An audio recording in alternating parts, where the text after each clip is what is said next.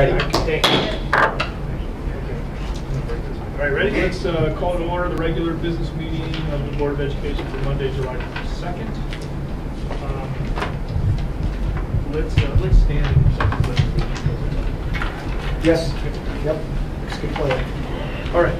Pledge allegiance to the flag of the United States of America, and to the republic for which it stands, one nation, under God, indivisible, with liberty and justice for all. Alrighty. Our agenda this evening, we will open it up for public comment. I have nothing on the president's report. Read superintendent's report. Okay. I'm sorry. You're right. Yeah, I got to flip that. When you do this, I'll come right back to you. Okay. That's why. All right. So we'll approve the consent vote agenda that we've discussed earlier this evening. Brief updates from facilities and finance and program personnel. Also, as we reviewed detail earlier this evening. Karen, anything from CEDO? Very brief. Yes. Okay. IASP, nothing. All right. So roll call, please. Jim Batson. Don Carmichael. Here. Pat Rudy. Here. Lisa Hessel. Here. Kevin Huber. Karen Lunston. Here. Casey Rooney. Here. Okay, so we know Jim Batson and Kevin Huber out this evening. All right, anybody from the public who'd like to speak? All right, we should note for the record that there was one resident who spoke earlier this evening. Team again? That can't be. Yes, Jacob Harmon. Okay. He's not present for me, but he did speak earlier tonight at the campaign meeting. And there's anybody else who wants to speak? No? Okay. Nothing on the president's report, superintendent. Okay, Pat, good evening. This evening we have several pieces of good news, even in the summer, which is always great news. LHS 2019 graduate Molly Grayton was named to Crane Chicago Business Tech 50 for 2019. She was selected for her work as a co-founder of GirlCon. Cool. VHHS students received honors at the National FBLA Conference held in San Antonio, Texas earlier this month. The team of Tyler Kading and Ben Goroshenko placed third in sports and entertainment management. The trio of Mira Singh, Ben Thomas, and Julie Lee placed seventh in management information systems. And the team of Ben Froman and Ryan Ellis placed ninth in 3D animation. The following D128 students were selected to be part of the 2020 All-State production of Ada. From LHS, Rachel Erdman, cast member, Albert Sterner, cast member, Jason Sakili, cast member, Noah Kublank's orchestra, Sarah D'Onofrio, orchestra, Mara Gavrilovic, crew, and from VHHS, Mackenzie Furlan, cast, and Sarah Gluck, cast. The show will be a part of the 45th Annual Illinois High School Theater Festival to be held January 9th to 11th, 2020 at Illinois State University in Normal. So congratulations to all of our students. Next on the superintendent's report is the LHS pool and parking update. And I'll just do this briefly, and Mark, unless you want to take a shot at it. But essentially, we've had several status updates. The board did a tour, and any members of the public who were interested did a tour of the new LHS pool tonight, the old LHS pool, and the start of the process there in the outside development around the pool. We are on target right now to finish everything and hopefully be in the pool prior to the opening of school on August 12th. Anything the two of you want to add? Nope. Brad? Good. Rita? Good. Okay, we're good. Any other questions from the board on that? Okay. The board, we had extensive conversation on this at the Facilities and Finance Committee meeting earlier.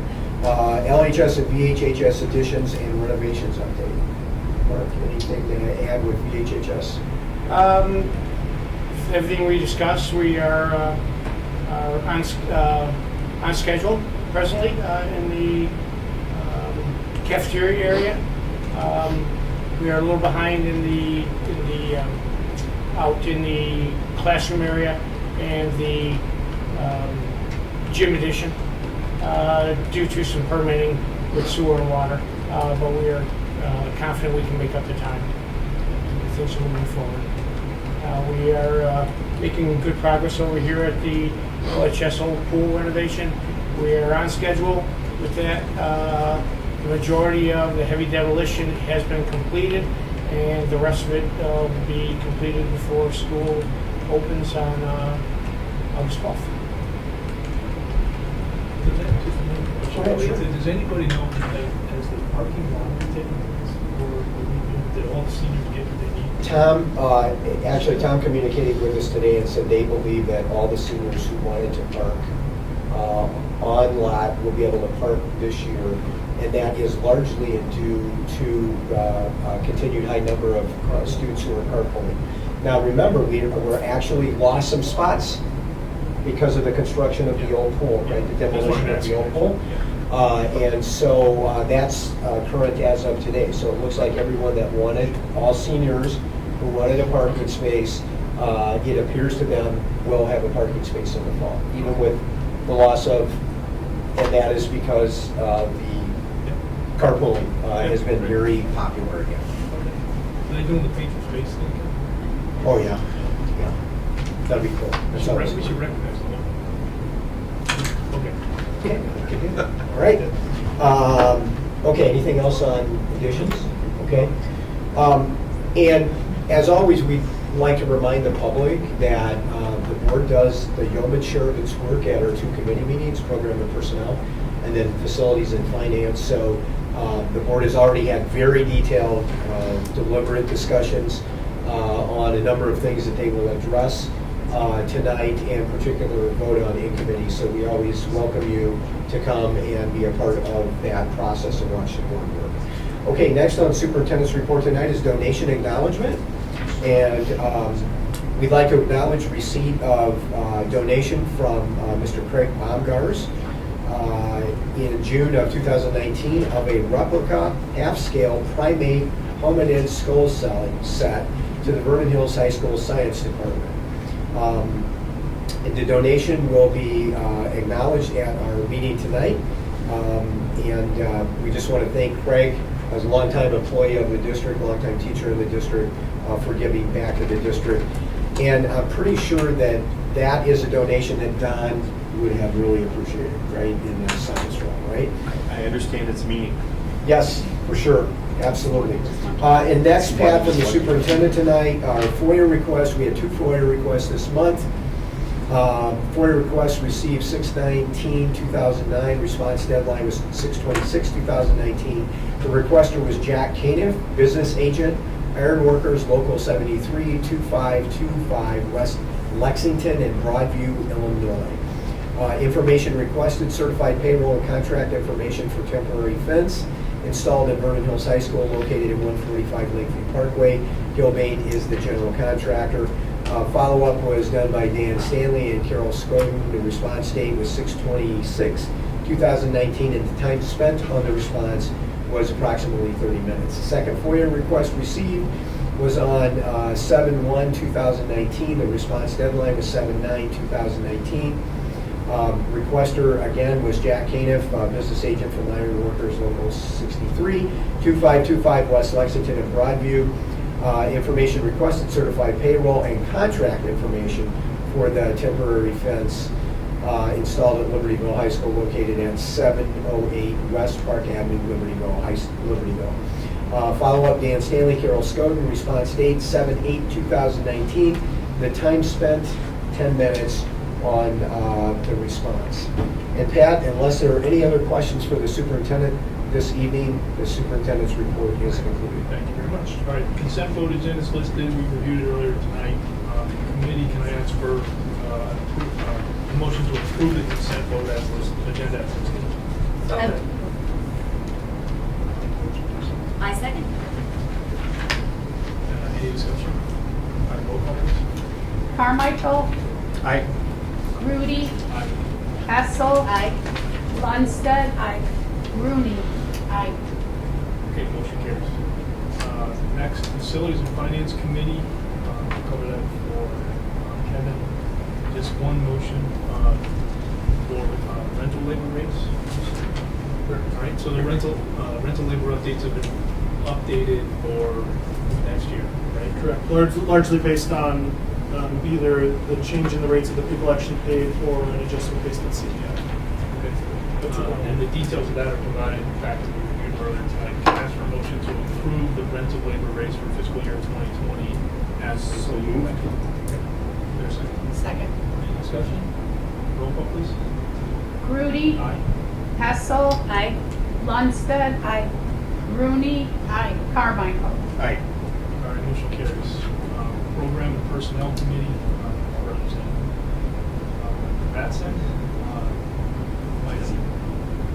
Was it in Nice, right? Makes up for the one where I didn't fill that.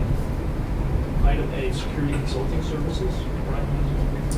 So we received, we are looking to have an outside consulting service come into both Libertyville and Vernon Hills High School to look at our current security measures in place, including procedures and our hardwares that are in place. We looked at 4 companies. Only 3 of them were able to give us a price. One, just due to the high volume, was not able to have their services available for this year. So our hope is to have this contract approved and have Facility Engineering Associates come and work with our people in the buildings and look at our security. So we'd like to have the board approve the contract for FEA. And that's in the amount of $7,000. 7,500.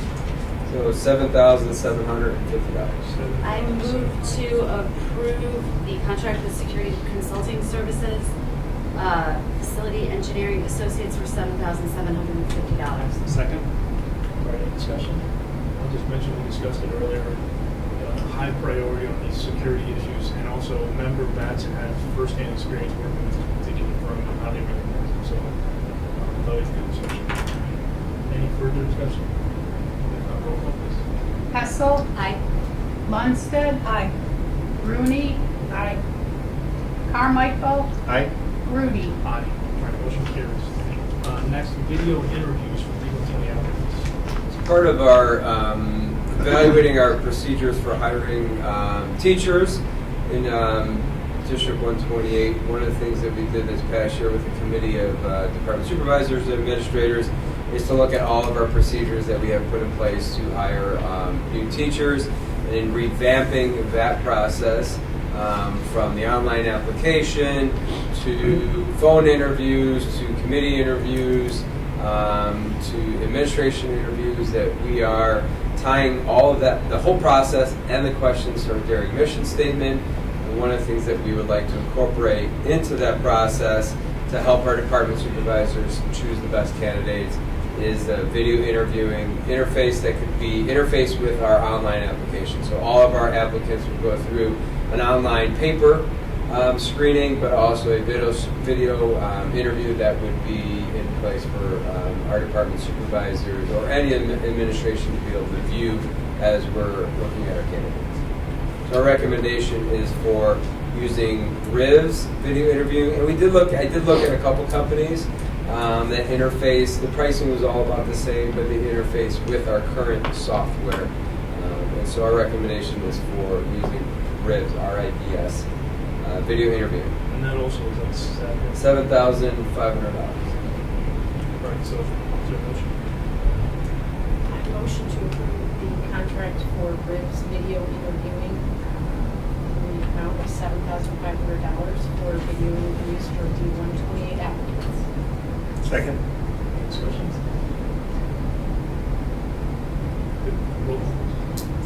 Lundstedt. Aye. Rooney. Aye. Carmichael. Aye. Grudy. Aye. Hessel. Aye. Right, motion carries. Next, resolution to regulate expense reimbursements for board policy 7125, board member compensation expenses, 560 So this annual resolution is in place. So when you're looking at board members that attend yearly conference, that you're reimbursed very on the same level that all of our staff members reimbursed, and that's in Board Policy 560 under expenses. So this annual resolution allows you to review what board policy is in place and to make sure that we are following those procedures yearly. And Brian, it is, I think you had mentioned in committee meetings that the state does not require us to do this annual. However, we have a history of doing it annually for transparency with our public. Is that correct? That's correct, yeah. Okay. And what the law requires is some type of periodic review. It's very vague on what it is. We established kind of when it started, annual is probably a good practice for us. Right, so Brent, can you just clarify, what specifically is the motion for the vote to keep it? Motion to approve the resolution. Yeah, motion to approve the resolution. To regulate things. Yep. So, yeah, that's it. So under, it's under Board Policy 2125, and then there's an exhibit attached to that board policy, which is the resolution. And that resolution then, when you approve it, will show up with the new date every year. Yes, go ahead. I motion to approve the resolution to regulate expense reimbursements for board members. Just say the board policy 2125. Board policies 2125 and 560. Second. All right, any discussion? Have roll call, please. Rooney. Aye. Carmichael. Right? Grudy. Aye. Hessel. Aye. Ludwigson. Aye. Okay, motion carries. All right, there were a number of board policies that were modified and discussed earlier. Stephen, those are first readings, so those will come back to us again next month for approval. Are there any other topics on this?